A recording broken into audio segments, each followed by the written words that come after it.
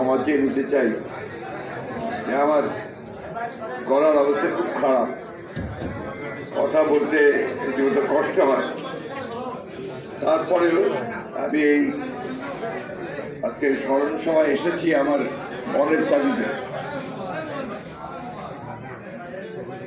আপনারা কথা বললে আমি কথা বলতে পারবো, আগের মতো করার সেই নাই এখন। তো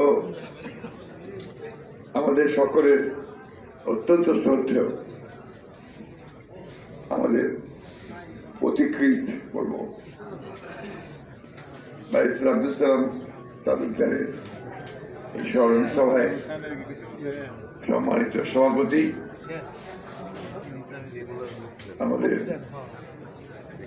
সকলের প্রিয় নেতা বিএনপি জাতীয় স্থায়ী কমিটির সম্মানিত সদস্য বাবু ঈশ্বরচন্দ্র রায়, আজকের এই প্রতিষ্ঠানের সভাপতি, আমাদের অত্যন্ত প্রিয় মানুষ, প্রিয় নেতা, স্থায়ী কমিটির সদস্য জনাব নজরুল খান,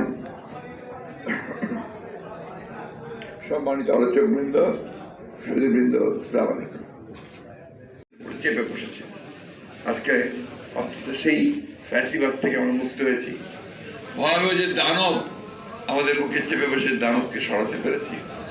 আমি ধন্যবাদ জানাতে চাই আমাদের ছাত্র জনতাকে, ছাত্র জনতাকে, যারা এই বিপ্লবের মধ্য দিয়ে তারা এই পরিবর্তন নিয়ে আসতে সক্ষম হয়েছে।